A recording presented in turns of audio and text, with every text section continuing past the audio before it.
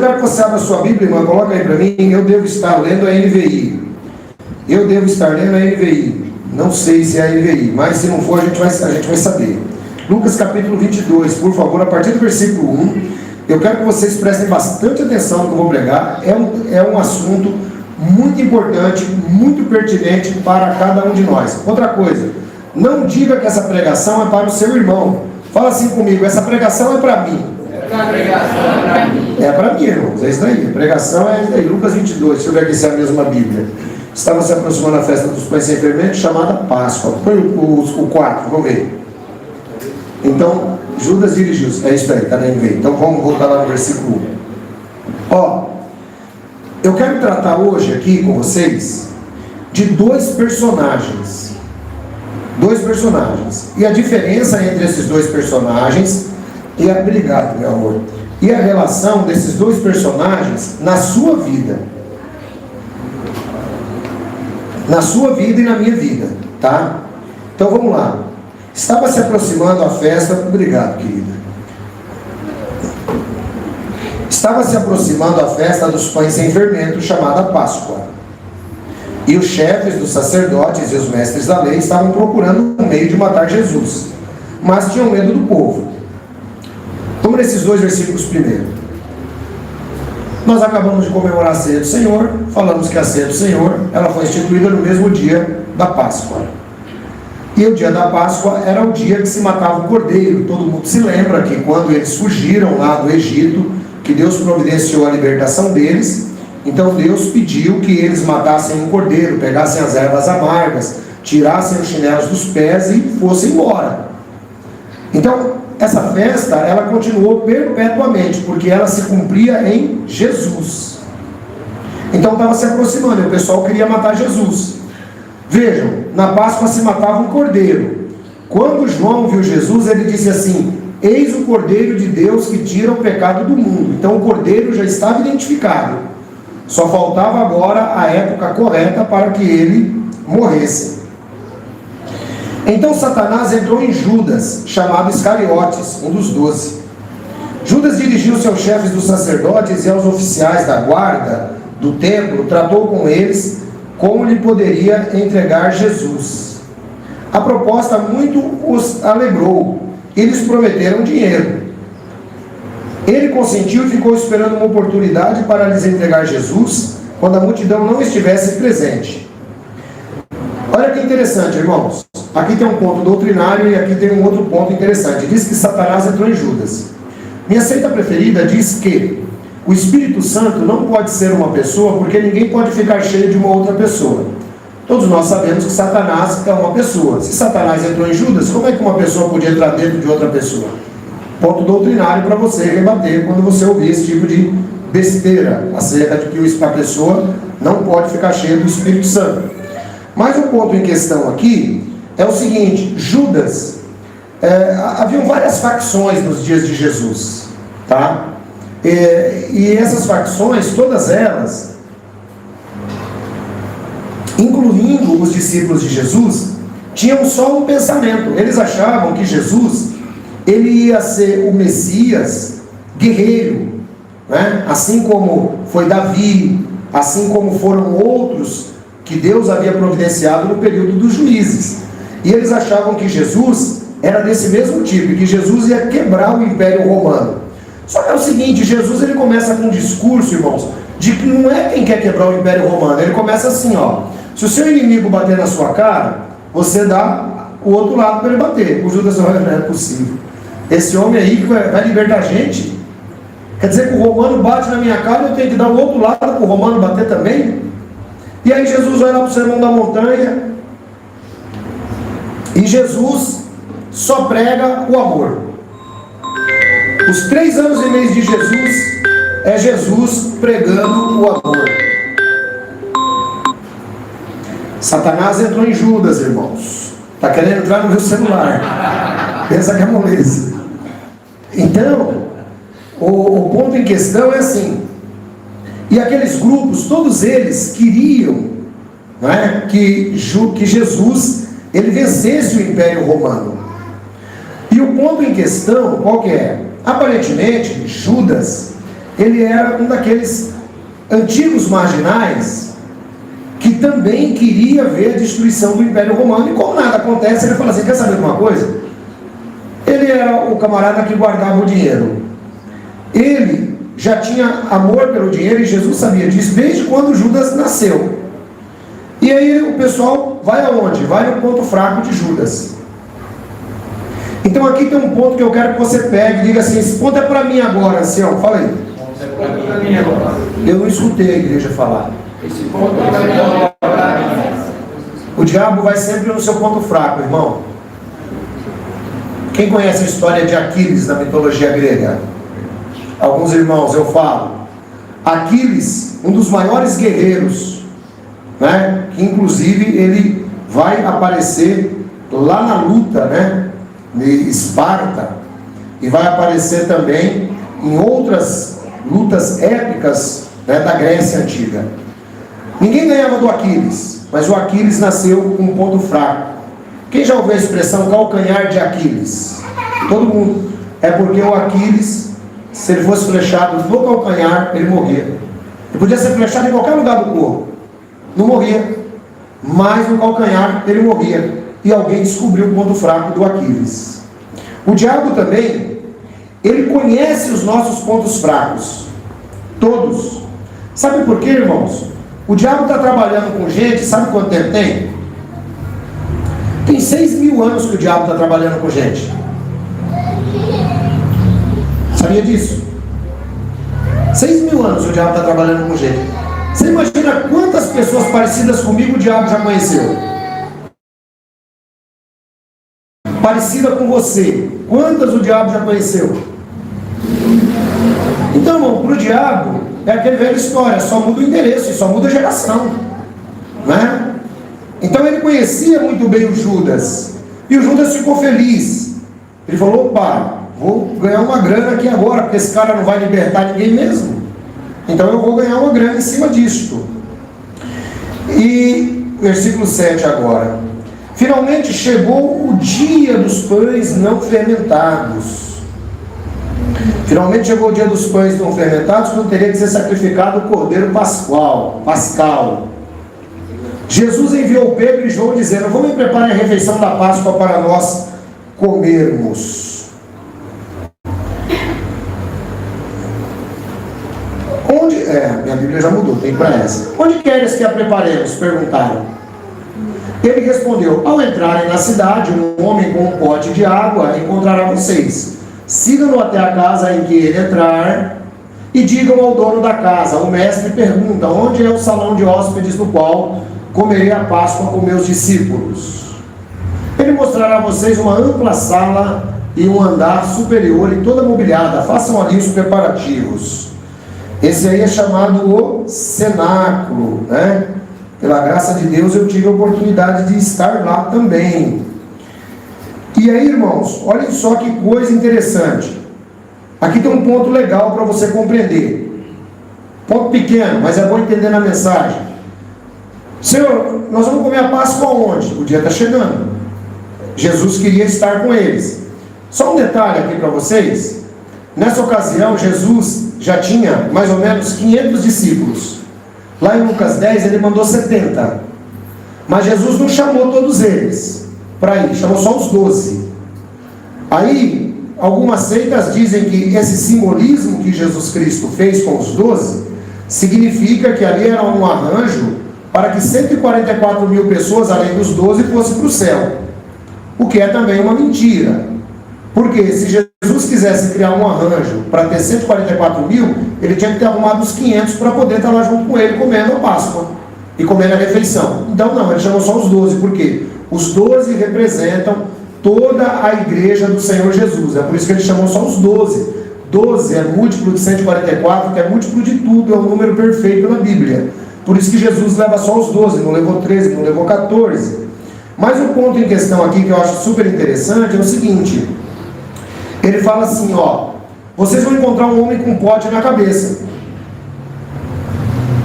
Irmão, isso daqui é uma das mais claras evidências de que Jesus é Deus. E aqui na terra, havia momentos que ele usava da sua presciência? Não era sempre, aqui na terra, porque ele era humano. Tinha momentos que ele usava da sua presciência. Como é que ele ia saber que aquele homem estava lá e não combinou nada com o homem? Então, através do Espírito Santo de Deus, Jesus sabia, vocês vão lá e encontram aquele homem lá. Outro ponto interessante. Imagina, se alguém chegasse e falasse assim, se Jesus falasse para os discípulos, ó, vai lá na casa de oração, você vai encontrar um homem sentado lá. E aí fala para ele que é lá na casa dele que nós vamos preparar a ceia. Quantos homens tem sentado aqui? Como é que os discípulos identificariam? Agora aqui tinha uma coisa interessante. Não eram os homens que carregavam os potes na cabeça com a água. Essa era uma tarefa doméstica, era uma tarefa das mulheres. Mas aquele homem, por algum motivo, ele estava fazendo aquilo e ele era o escolhido por Jesus. Então é claro que aquela ação dele foi movida pelo próprio Espírito Santo de Deus, para que ele pudesse estar ali na hora certa, no momento certo. Eles saíram e encontraram tudo como Jesus lhes tinha dito. Então prepararam a Páscoa. Quando chegou a hora, Jesus e os seus apóstolos reclinaram-se à mesa e disse-lhes: desejei ansiosamente comer esta Páscoa com vocês antes de sofrer. Pois lhes digo, não comerei dela novamente até que se cumpra no reino de Deus.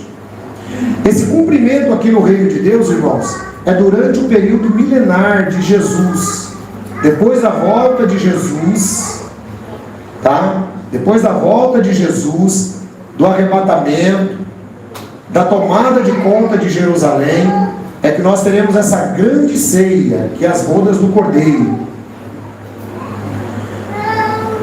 Recebendo um cálice, ele deu graças e disse: tome isso e partilhem uns com os outros. Pois eu lhes digo que não beberei outra vez do fruto da videira, até que venha o reino de Deus. Tomando o pão, deu graças, partiu e deu aos discípulos, dizendo: este é meu corpo, que é dado em favor de vocês. Façam isso em memória de mim, conforme fizemos hoje. Da mesma forma, depois da ceia, tomou o cálice, dizendo: este cálice é a nova aliança do meu sangue, derramado em favor de vocês.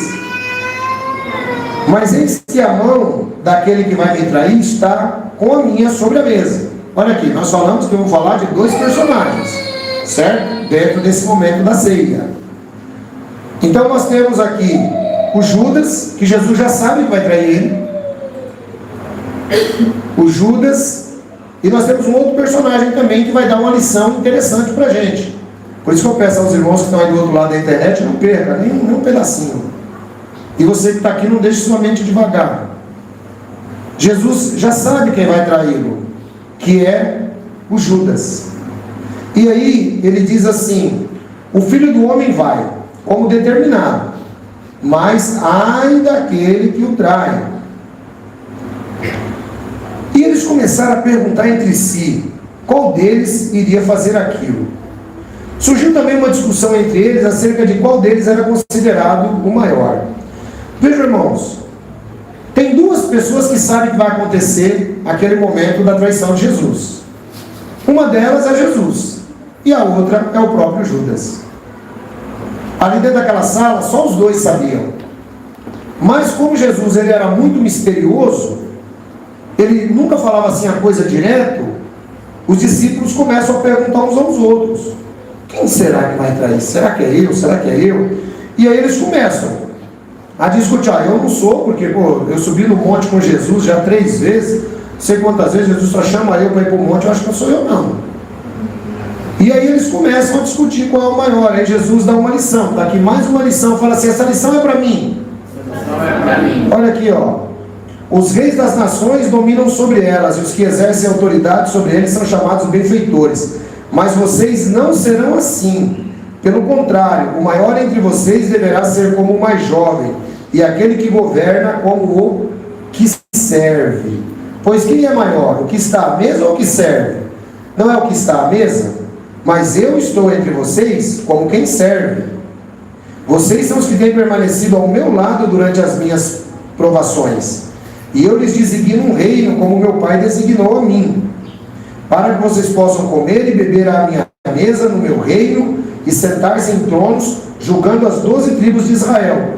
o que novamente nos dá a clareza de que esse milênio é na terra, de que esse milênio será durante o momento em que as 12 tribos de Israel estarão ali reunidas e sendo julgadas, né? Aquelas que não aceitaram o Messias.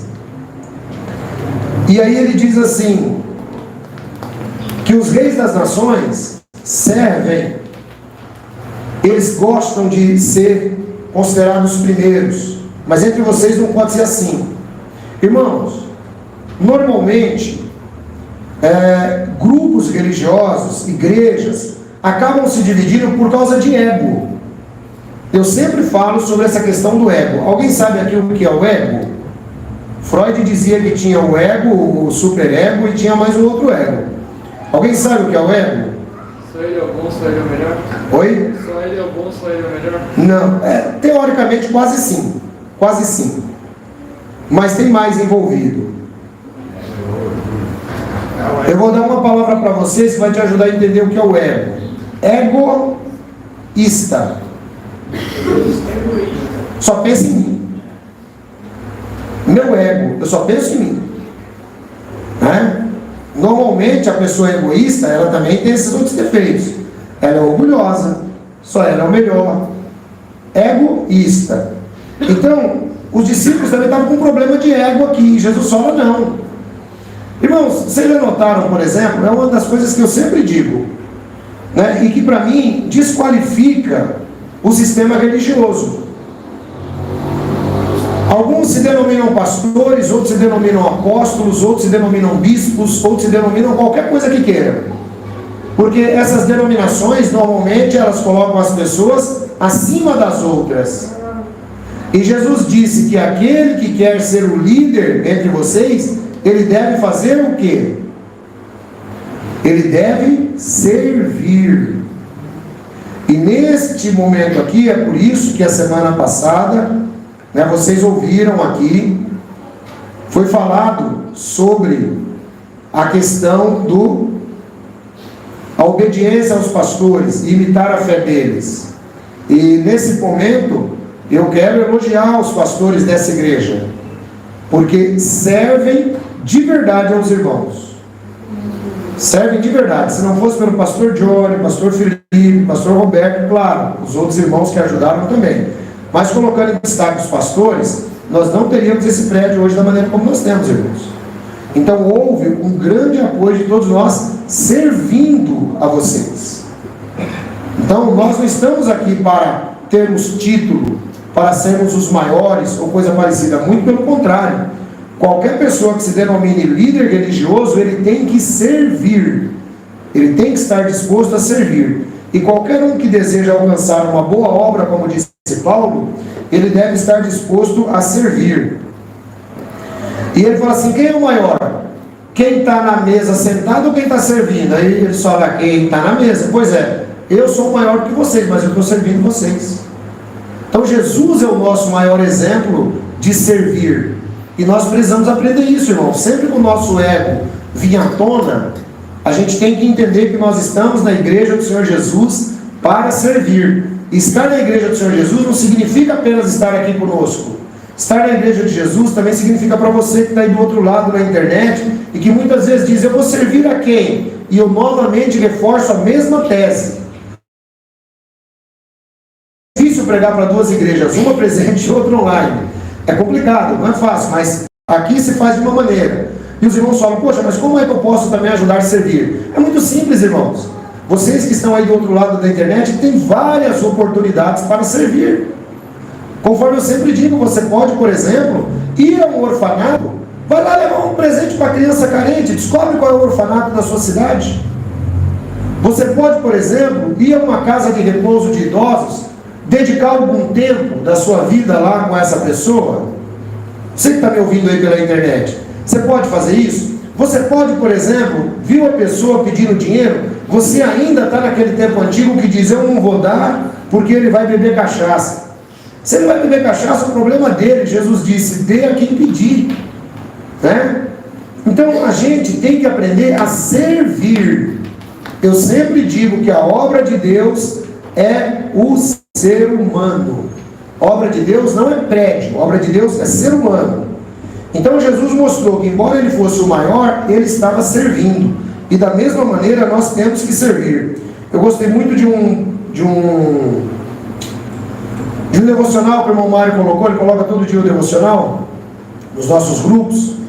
E tinha lá um devocional, né, que estava falando sobre servir na obra de Deus. Se eu não me engano era 1 de João capítulo 3.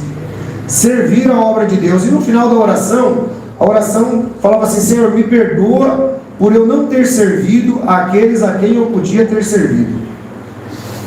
Então, irmãos, se você sabe o que é certo e você não faz, é pecado. Se você pode servir e você não serve, é pecado. E eu vou naquele velho ditado que quem não serve para servir, não serve para viver. Então a gente precisa tornar a nossa passagem por essa terra um pouco mais valiosa. Não é simplesmente ficarmos fazendo peso em cima da terra. Nós temos que servir para que Deus também nos abençoe. Tá? E esse é o exemplo de Jesus. E aí ele diz que faz agora um pacto para um reino. Esse reino, irmãos, que Jesus Cristo faz o pacto com os apóstolos, conforme eu disse, é o reino do período milenar. Jesus Cristo, quando ele ressuscita, ele permanece com a mesma promessa. E ele nos dá ela, mostrando inclusive como será esse período, lá no livro de Apocalipse, chamando de Nova Jerusalém.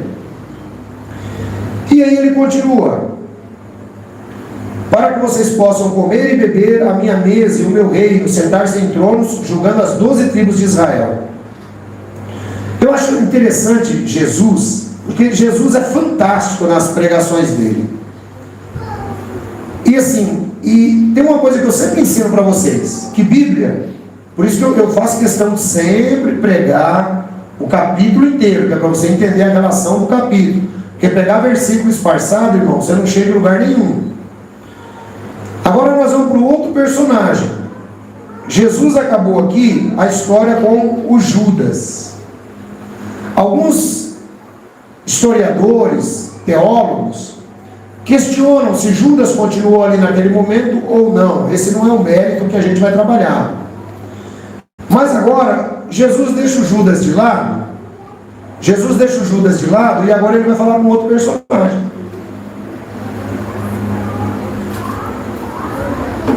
E olha que interessante. Ele diz assim: Simão, Simão. O Pedro está quieto na mesa, irmão. O Pedro está quieto lá na mesa. Mas Jesus agora olha para ele: Simão, Simão, Satanás pediu vocês para peneirá-los como trigo, mas eu orei por você. Irmão, dá uma olhada. Você tem que aprender a prestar atenção nos detalhes da Bíblia. Olha só. Volta um pouquinho no 31, irmão. Simão, Simão, está dirigindo-se a Pedro. Eis que Satanás pediu para peneirar quem? Os apóstolos. Não era só o Pedro.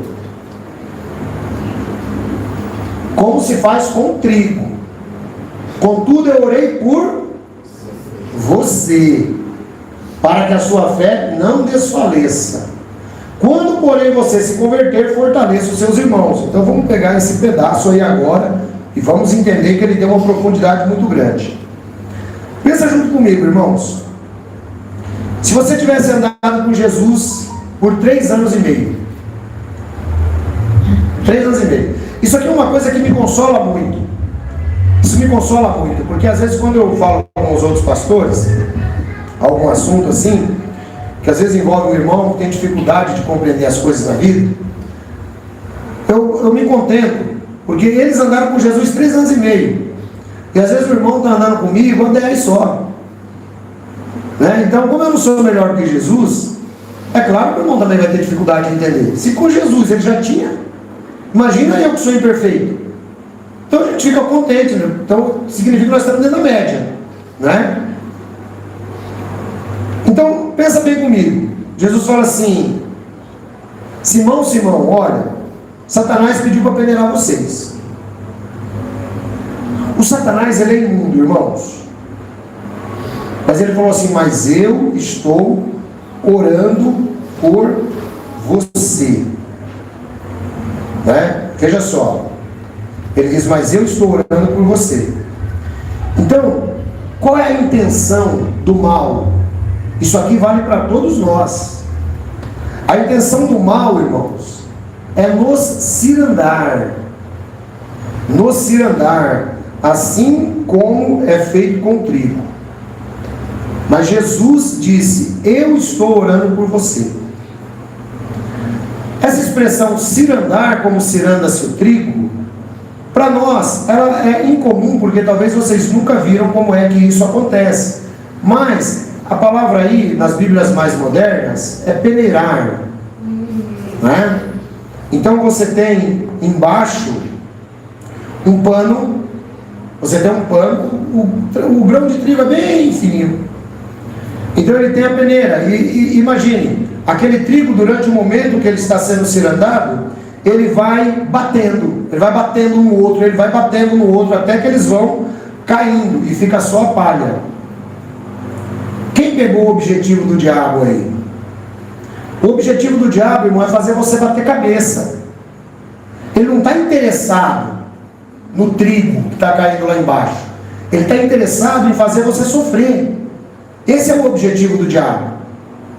Ele está interessado em fazer você enfraquecer na fé. Por isso que Jesus falou assim: eu vou orar por você, e quando você se converter, você fortalece os seus irmãos. O Pedro está 3 anos e meio andando com Jesus, e Jesus fala que o Pedro ainda não está convertido, irmão. Mas Pedro já era salvo, mas não estava convertido ainda. Então imagine só, né, o que nós estamos falando. Uma pessoa que já andava com Jesus, mas Jesus disse assim: ó, eu vou orar por você, né, para que você, quando voltar, você fortaleça os seus irmãos. E Jesus, então, ele é o nosso intercessor. E nós temos que tomar cuidado, irmãos, porque eu citei no começo que o diabo conhece os nossos pontos fracos. Não adianta você dar uma de forte, falar para mim: não, mas eu jamais. Porque tem gente que é assim, né? Você está falando a coisa para ele, ele sabe do problema, ele sabe que tem um problema, mas ele não admite o problema. Esses dias um irmão me ligou e falou assim: ancião, eu vou me internar no Alcoólicos Anônimos. Eu falei: irmão, faz muito bem. Irmão, faz muito bem. Mas o que você acha? Eu acho que o irmão está certo. Irmão, se ele identificou que ele perdeu o controle sobre o álcool, nada mais certo do que ele buscar ajuda.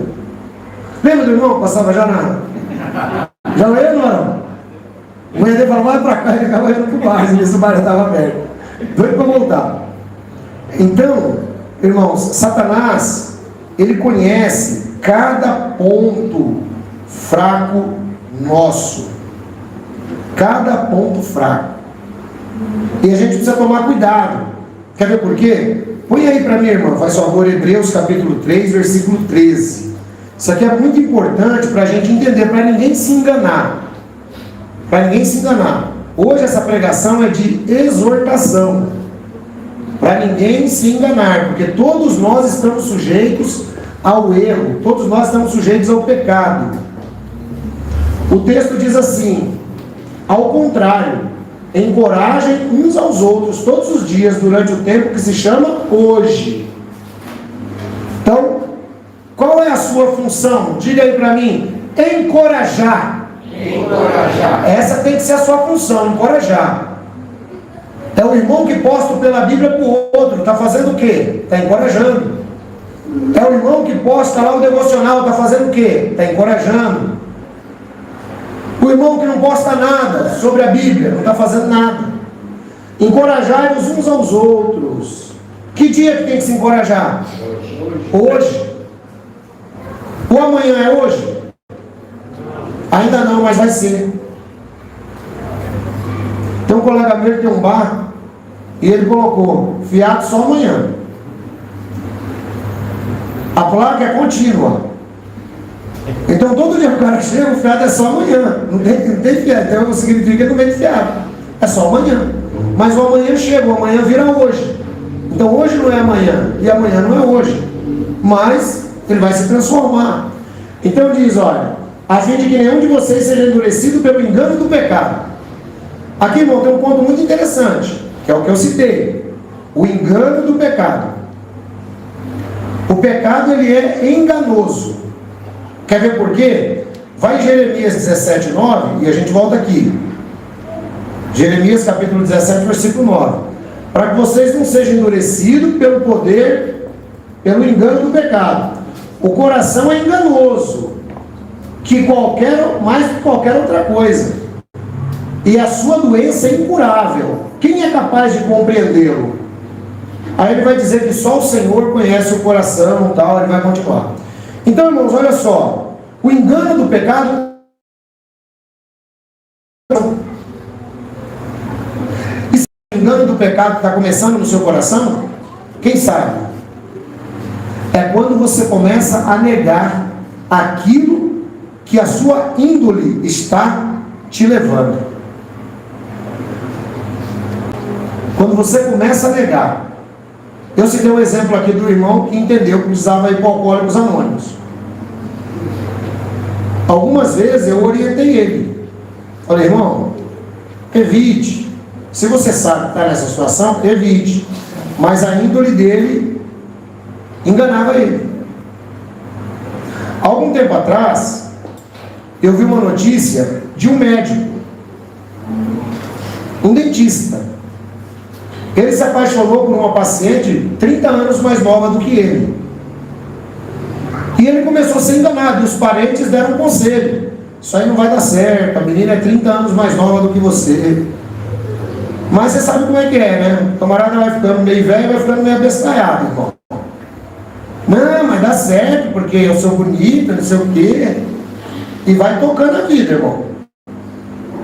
Dali a pouco, ele sabia que ele estava desenvolvendo aquela paixão. Ou não sabia? Por que ele não cortou? Você percebe onde o pecado engana? Porque o pecado começa a dizer, não, que é isso? Você é mais velho, mas não tem problema, era uma menina muito bonita. Afinal de contas, você merece. Né? Sua mulher já está idosa. Você está garotão, está bonitão. Então, sua mulher é uma chata. Então, aproveite. Dá uma olhada como ela é inteligente. Universitária. Então, o pecado, ele vai enganando. Ele vai criando um engano. E aí, você sabe o que é mais legal no pecado, irmão? É que o pecado, ele vai te convencendo. Por isso que ele tem o poder enganoso do pecado. Veja, não é o poder mentiroso do pecado. É o poder enganoso do pecado. O pecado não mente, o pecado engana. O que é enganar? Você fala assim para mim, como é que eu faço para sair, por exemplo, lá na rodovia Bandeirantes? Então, o que eu faço? Eu pego e falo para você, ó. Você vai por aqui, desce, tal. Você vai sair na Bandeirantes depois de 2 horas. Eu menti para você? Não, você vai sair lá, mas eu te enganei. Porque você podia pegar o atalho aqui e sair em 10 minutos. O pecado é a mesma coisa. Bom, o resumo da ópera desse dentista é que a moça matou ele depois. Né? O pecado não só o enganou, como o matou. Então, vejam só que coisa interessante. Então, o poder enganoso do pecado é exatamente o que Jesus está falando para Pedro. O diabo está pedindo para cirandar você. Tipo, Pedro, ó, você é salvo. Só que o diabo está pedindo para você apanhar mais do que subaco de aleijado. E eu falo, irmão, subaco de aleijado sofre, hein? Não é fácil não. É difícil. Então a gente tem que tomar muito cuidado, irmão, e entender as nossas inclinações. Começar a enxergar as nossas inclinações. Não ficar se enganando. Ah, não, mas eu sei. Olha, irmão, eu tenho muito problema com esse negócio de eu sei. Quando a pessoa começa com esse negócio de eu sei, eu faço como Sócrates. A única coisa que sei é que nada sei. Porque quando a pessoa começa com o negócio de eu sei, não, eu estou prestando atenção, eu estou vendo que é isso, você acha que eu vou fazer isso? O pecado já está começando a enganar ele, que foi o que Jesus Cristo falou para Pedro. O diabo está pedindo para acelerar vocês, mas eu vou orar por você, Pedro, porque eu acho que você tem um calcanhar de Aquiles, eu acho que você tem um problema. Os outros eu estou mais tranquilo com respeito a eles, mas você tem problema, né? E é interessante, irmãos, que Jesus, ele não intercede para que Pedro não seja cirandado, mas ele diz que vai orar para que a fé dele não desfaleça. Esse é o ponto principal. Ou seja, dificuldades você vai passar. Eu sempre digo, salvo você é. Eu não tenho dúvida disso aí. Isso aí para mim é tão certo quanto 2 e 2 é 4. Que o cristão é salvo. E uma vez salvo é salvo para sempre. Eu não tenho problema com isso aí. Só, irmão, que tem irmão que apanha, viu? Apanha, mas apanha demais na vida. Por que que apanha? Porque ele se permite ser cirandado pelo diabo. E as situações vão aparecendo na sua vida. Pode ser no seu escritório, pode ser na sua escola, pode ser na sua casa, pode ser no seu trabalho, pode ser onde for, irmão. Pode ser onde for. O diabo, ele está atento. Ele quer de fato fazer você sofrer. Ele quer, é que nem eu disse, o trigo, ele vai cair lá, vai ficar tudo bonitinho lá, não vai se perder. Mas até ele cair no pano para poder recolher o trigo, pensa o quanto que ele bateu cabeça, trigo com trigo e palha em cima. Você entendeu? É o que o diabo também quer fazer com você. É você que está me ouvindo aí do outro lado, aí na internet, a mesma coisa. Muitas vezes, irmãos, a gente tenta caminhar na nossa própria força, e é aí que começa o erro, começa o engano. A gente tem que caminhar no poder de Deus e jamais confiar na nossa própria sabedoria, diz o Provérbios. Tolo é aquele que confia na sua própria sabedoria.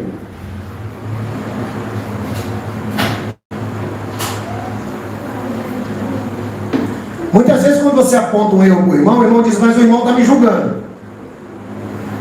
Irmãos, é assim, eu já vivi o suficiente e para mim poder compreender uma coisa: ninguém é dono de pensamento, ninguém é dono de nada e ninguém sabe nada.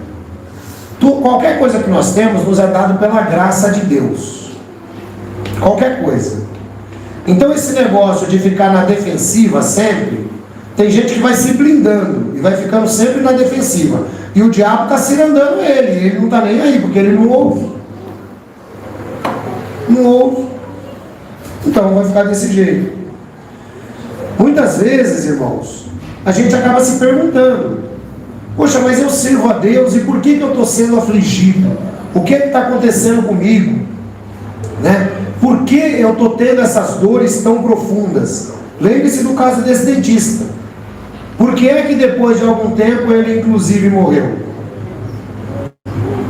Porque o diabo estava cirandando ele e ele ficou batendo cabeça e ele ficou se enganando, ele ficou se achando, e quando ele menos esperou, ele colheu o fruto daquilo que o impressionou. Uma moça mais bonita, mais inteligente que a própria esposa, uma universitária. Então ele falou: é aqui que eu vou amarrar meu burro agora. No final das contas, o que foi que aconteceu com ele? Ele morreu, né? Porque é lógico, tem casamentos aí que dão certo desse jeito, mas tem uns que não vai. 30 anos de diferença é muita coisa, né, varão? Não dá não, né? Aquele ditado do Luiz Gonzaga lá tá por fora, né? Para cavalo velho, o remédio é capim novo. Aquele lá tá por fora. Então, irmãos, às vezes a gente fica se perguntando por que eu estou sendo afligido, por que eu estou tendo essas dores profundas, né? Então, quando a gente olha e entende, põe aí para mim, por exemplo, Efésios capítulo 6, versículo 12, querido. Quando a gente começa a entender, quando a gente sai um pouco do mundo material e começa a entender que tem um mundo espiritual, aí a coisa vai ficando mais simples para você compreender como você deve andar como cristão.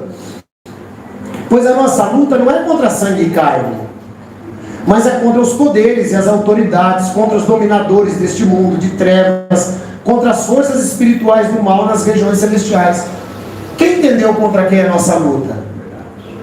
Nós não estamos lutando contra sangue e carne, irmão. Nós não estamos lutando contra o pessoal que está tentando fazer a PL 122. Nós não estamos lutando contra o cara que quer fazer um projeto de lei no governo. Nossa luta não é contra sangue e carne. Nossa luta é contra as forças espirituais iníquas nos lugares celestiais. Nesse dia eu estive conversando com o pastor Marco Feliciano. A nossa linha não é muito igual. Não é muito igual, mas nós somos irmãos em Cristo. E eu estive conversando com ele, uma coisa assim, foi muito interessante, irmãos. Ouvir da boca dele o que eu ouvi. Ele falou: pastor, aqui nessa casa em que nós estamos, as potestades são muitas e muito grandes. E lá em Brasília é a mesma coisa. Não pense que é tudo um mar de rosa, não. As potestades tomam conta da política. Então vejam, isso um deputado federal cristão falando. Então, irmãos, a nossa luta é contra as forças espirituais iníquas nos lugares celestiais. Então, você tem que aprender, ter na sua mente o mundo real. Quando você vê o seu calcanhar de Aquiles de frente com você, não deixe o mundo espiritual te enganar. Não deixe o seu coração te enganar. Você tem que reconhecer: não, isso aqui está se tornando um ponto fraco para mim. Ou eu corto, ou eu corto. O que foi que Jesus Cristo disse? É melhor você entrar no reino do céu aleijado do que você ir com as duas mãos e para a geena, onde o fogo nunca se apaga. Então isso que nós precisamos começar a pensar. Não é ficar se desculpando, achando: eu sou forte, isso nunca vai acontecer comigo, eu nunca pensei nisso, sabe? Porque o Satanás, ele vai te cilindando e você vai caindo na onda dele. Quando você pensar que não, você está igual um inseto na teia da aranha. Já viu como é que um inseto cai na teia da aranha? A teia da aranha, irmão, praticamente ela é quase que invisível. O inseto, quando ele caiu, acabou, esquece. Só dá um toque lá no ouvido da aranha. A aranha, opa, tem uma minha teia. Vai lá e come o mosquito. Entendeu? Assim também é o diabo. Ele tenta nos cirandar. O diabo está falando para cirandar vocês. Pastor, você queria te incomodar? Me dá um bolinho de café, mas um pouquinho, porque isso aqui esfriou. Aí o que acontece, irmãos? O diabo está falando para cirandar vocês. Mas você, Pedro, eu vou orar por você. Os outros eu estou tranquilo. Esses outros aí eu conheço, que para eles não vai ter muito problema não, mas para você vai ter. E teve ou não teve com Pedro? Senhor, mesmo que os outros todos te traiam, jamais eu te trairei. Oh, Pedro, pelo amor de Deus. Parece que você não entendeu nada naquele dia que eu te falei que eu ia orar por você, Pedro. Então, queridos irmãos, a gente precisa dar atenção a essa palavra. Se a palavra que foi pregada... Obrigado, pastor.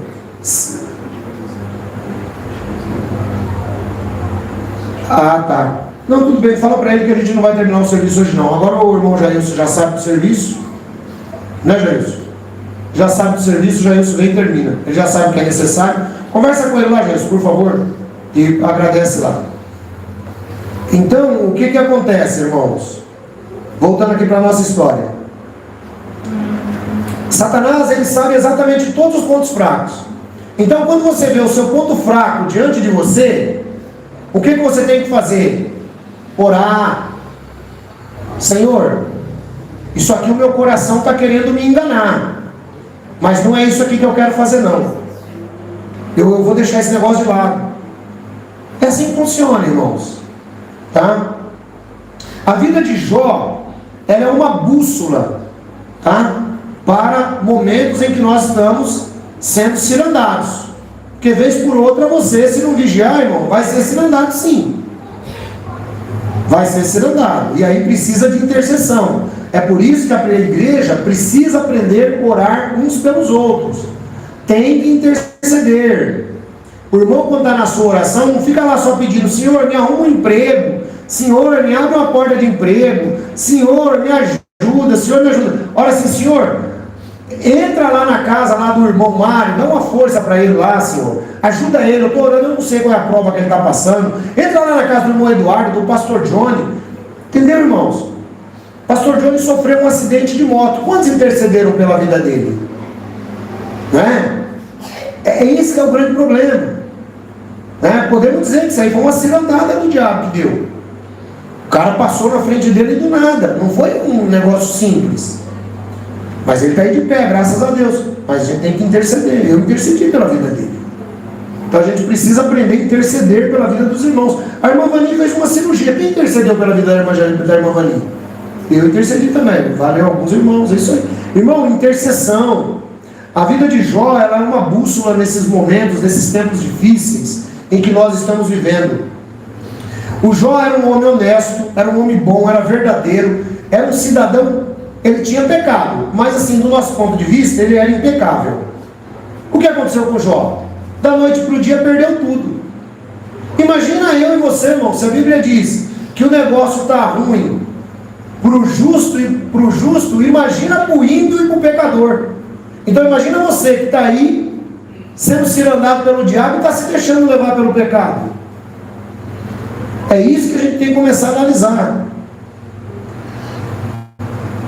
Cada pedaço de trigo, irmão, que cai na peneira, ele já se livrou daquele momento. Mas os que ficam na peneira, eles vão sendo cirandados ali. Não se sabe o tempo da prova. Não se sabe qual é o tempo. Jesus fala para a igreja de Laodiceia que se eles forem fiéis, Ele vai livrá-los no tempo da prova. E nós precisamos prestar muita atenção. Por quê, irmãos? Porque muitas vezes nós nos consideramos cristãos, somos cristãos, mas nós nos esquecemos dos exemplos anteriores. E o apóstolo Paulo faz questão, coloca aí para mim, querida, 1 Coríntios capítulo 10, versículo 6 em diante. Então, irmãos, a gente tem que tomar muito cuidado. Descobrir o nosso calcanhar de Aquiles. Quem entendeu aí o que é o calcanhar de Aquiles? Levanta a mão. Fala assim: é minha fraqueza. A sua fraqueza é o calcanhar de Aquiles. Você pode ser orgulhoso. É o seu calcanhar de Aquiles, irmão. O diabo vai te cirandar nele. Você pode gostar de bebida alcoólica. É o seu calcanhar de Aquiles. O diabo vai te cirandar nele. Você pode gostar de ser daqueles que vivem na internet torrando a paciência dos outros. O diabo vai te cirandar nele. Logo você vai encontrar alguém ali na internet que vai parecer mais interessante que a sua mulher, vai parecer mais interessante que o seu marido. Você lembra, né, Barão? Uma vez eu dei um conselho para uma jovem, você estava junto comigo. A jovem brigou comigo porque ela queria conhecer um cidadão de um outro estado que nunca dava as caras, não sabia quem era. Ficou de mal de mim, porque eu tive que dar uns conselhos. Mas se o conselho fosse bom, não se dava, vendia. Por isso que eu não dou mais conselho, agora eu só prego. Quem quiser pegar, pegue para si a palavra. Quem não quiser, para mim não vai fazer diferença. Entende? Então, irmãos, a gente tem que saber onde é que está o nosso calcanhar de Aquiles. E outra, o calcanhar de Aquiles, ele vai se desenvolvendo com o tempo.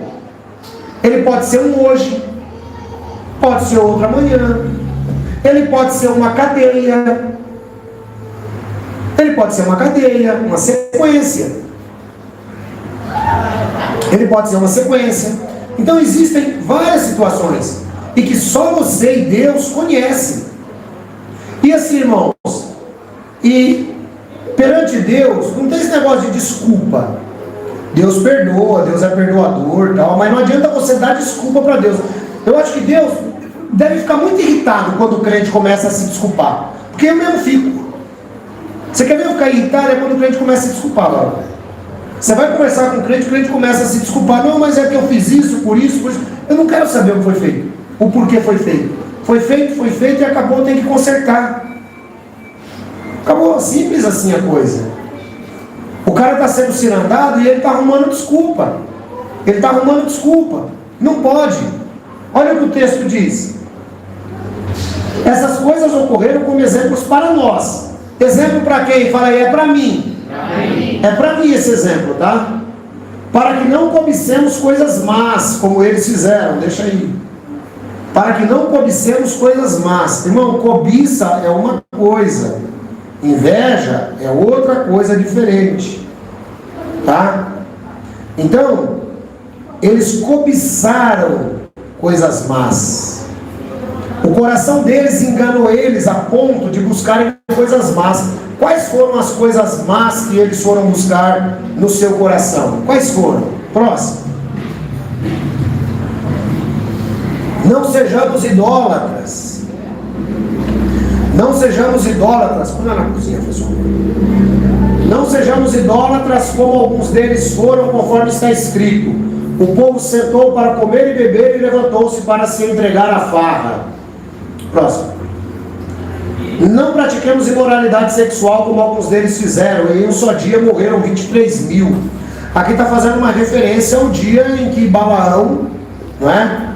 O dia em que Balaão desencaminhou os israelitas. Mas volta lá. Então eles foram idólatras, participaram de imoralidade sexual.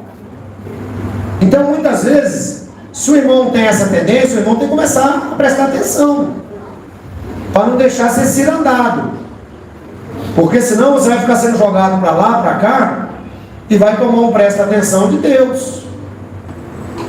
Essas coisas aconteciam como exemplo. Próximo. E não pratiquemos imoralidade sexual. Próximo. Tampouco devemos pôr Cristo à prova, como alguns deles fizeram, e foram mortos por serpentes. Aqui está mostrando aquele caso da serpente de cobre, ou de bronze. Ou seja, muitas vezes nós colocamos Cristo à prova. Como é que nós colocamos Cristo à prova? Você sabe que o perigo está aí, você sabe que o perigo existe, mas você gosta de flertar com o perigo. Você gosta de flertar com o perigo. E aí, uma vez que você gosta de flertar com o perigo, ele muitas vezes, ele simplesmente, ele não aceita desafios. Ele não aceita desafio. Não leva desaforo para casa. Perigo é igual dinheiro, não leva desaforo para casa. Então nós não devemos pôr Cristo à prova. Quando você vê que o seu coração está te enganando, está começando a surgir um pensamento, mais ou menos, que você sabe que é incabível, que não é pensamento de cristão, você tem que cortar. Melhor você entrar na vida sem um braço do que você ir para a geena com os dois. Palavras de Jesus. E o texto continua dizendo: além disso, não murmurem como alguns deles murmuraram e foram mortos pelo destruidor. Tem irmão que só sabe murmurar, irmão. Só sabe murmurar. A vida do irmão é murmurar. Ele murmura por tudo. Ele murmura porque o ventilador não está funcionando. Ele murmura porque a cor da igreja ele não gostou. Ele murmura por tudo. É o calcanhar de Aquiles dele. É o calcanhar de Aquiles dele. É onde o diabo vai cirandá-lo.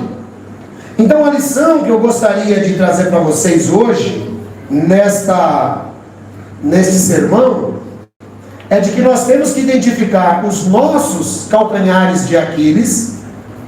Nós precisamos entender que o nosso coração nos engana, e toda vez que você estiver indo no caminho errado, e você achar, ficar arrumando desculpa, que você está indo no caminho certo, é o seu coração te enganando. Toda vez que você tenta se justificar, irmão, porque o certo você não precisa justificar. Você já percebeu? Coisa certa você não precisa justificar. Já notou isso? Você só justifica o que é errado. É por isso que eu digo, quando alguém vem se justificar para mim, ele já partiu, na minha concepção pastoral, com 50% de culpa. A gente vai ver os outros 50% depois, porque às vezes pode ser só um erro, né, de semântica, pode ser um erro na conversa com o irmão, mas já tem 50% de culpa. Por quê? Porque a gente só se justifica, sabemos que está errado. Porque o nosso coração, ele vai criando isso, ele vai criando. E a gente vai aceitando. Aí a gente inventa, né, situações para ficar mais perto do perigo. A gente inventa, a gente cria. E você acha que, não, mas que é isso? Eu só fui lá para mexer no pneu do meu carro, né? Porque a borracheira é a coisa mais linda do mundo, né? Aí o pessoal vai naquela borracharia. Tinha algum irmão aqui que é borracheira? Não, né? Então, eu fui lá porque a borracheira, irmão, ela me trata bem, tá? Aí começamos a ficar amigos, ela me tratava tão bem, a borracheira, né? Na funilaria. Entendeu?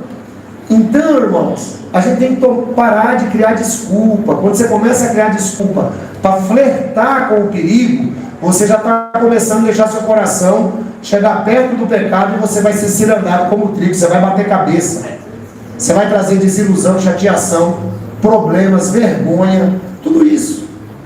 Então isso é muito importante que a gente tenha em mente. É muito importante que a gente pare e pense.